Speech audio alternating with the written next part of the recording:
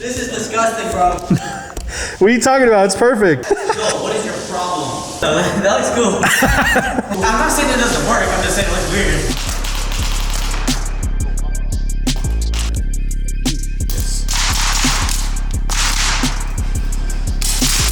This is my DIY HPA Grip. Easy to assemble and disassemble, fairly durable. It does absolutely everything I needed to do, and what I like the most about it is that it costs less than $100. Today, I'm gonna show you guys how I put it together, so stay tuned.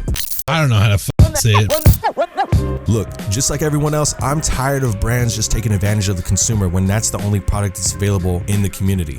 I'm tired of this, Grandpa. That's too damn bad! I went to my local hardware store, got a few parts, asked around for more parts, even Tater helped me get some parts. For this project to work, I just grabbed a few grips, a mini invert regulator, and a hope and a prayer. Before we start this video, I want to thank this week's channel members: Polo Gems, Cryptic, HSA Doc, Christos, Algebra, CQ Speed, and Jose.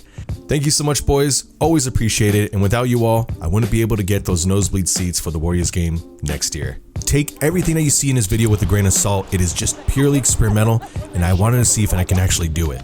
With that being said, let's get right to it. So the idea of this build is to basically not have any FCU or LiPo components in the actual grip like most standard grips do. Everything here is actually being held within the gearbox, so that way it's a little bit more easier for me to take out the LiPo from the upper receiver itself instead of having the hassle of going through the grip. For this build, I'm using a Polestar jack that actually comes with its own macro line, which will benefit us in the end, so that way it'll make it easier for us to install everything as we go along. The main component of this build is going to be this mini invert regulator that you can get from a ton of old airsoft parts. Now, although this one doesn't have an on and off ASA regulator, it is recommended to get one so you can have the efficiency of removing your tank whenever you want. And I've also come across some forums stating that any non-ASA regulator could potentially do damage to your tank. Just something to keep in mind.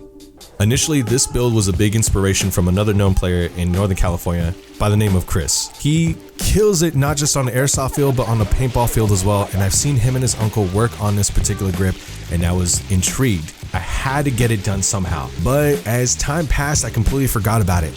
And then I saw his build come up once again, and I knew I had to give it a try. Alright boys, just keep in mind this video is catered to those with intermediate to advanced knowledge on teching their own gear. So I'll be showing you a brief overall installation, what to expect, and how much everything costs. Everything used from this build starts from the G&G grip to the mini invert regulator to the 1/4 inch screw that was used to keep it in place. Although this is still work in progress, this has been pretty helpful for me so far. You might need to install another grub screw or another 1/4 inch screw into the bracket to keep it nice and secure, but so far this has been working out for me. The mini regulator already came with its own bracket, so it was going to be easy enough for me to install this onto the grip. It was just a matter of measuring and finding the right drill bit for the job. Fortunately, the 1/4 inch drill bit was the one that I needed that led me to get the 1/4 inch hex screw needed to secure this properly. So after drilling the holes, I went ahead and made sure it was a proper fit for the regulator. And once it was, I knew I was ready to install the grip. As you see, I do have a few FCU cables kind of sticking out, but that's just based on the Titan 2. The FCU cables are a little bit long, so I had to kind of reroute everything just so that way it can all fit the way I wanted to. Again, I'm not putting anything else in the grip, it's just the wires and of course the line, and it should work as intended. After screwing the pistol grip to the gearbox, I went ahead and grabbed the macro line and installed it to the mini regulator. Probably not as practical, but it works for me to keep everything stable. Also, just make sure you have a sufficient amount of macro lines so that way you are not too short or too long when it comes to installing the mini regulator. Once that's all said and done, you can go ahead and screw and secure the rest of the regulator to the pistol grip through the bracket, and you should be good to go.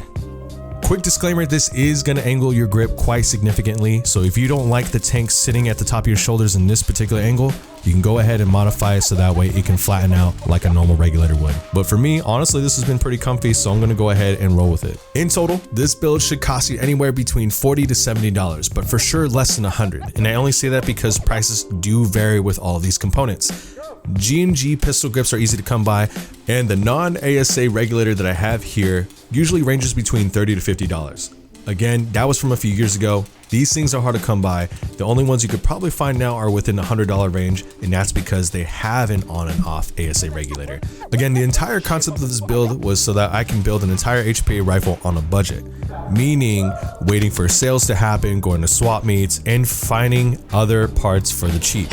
Of course, airsoft is always gonna be a high expensive hobby, so I'm just trying to make it as cheap as I can. Now, the only thing left to do is to take it out on a tournament. Thanks again for watching, boys. I really hope this video gives you an idea of what I was really trying to achieve, and hope you guys can build off that idea. Until next time, boys, stay safe, and I'll see you guys on the next video.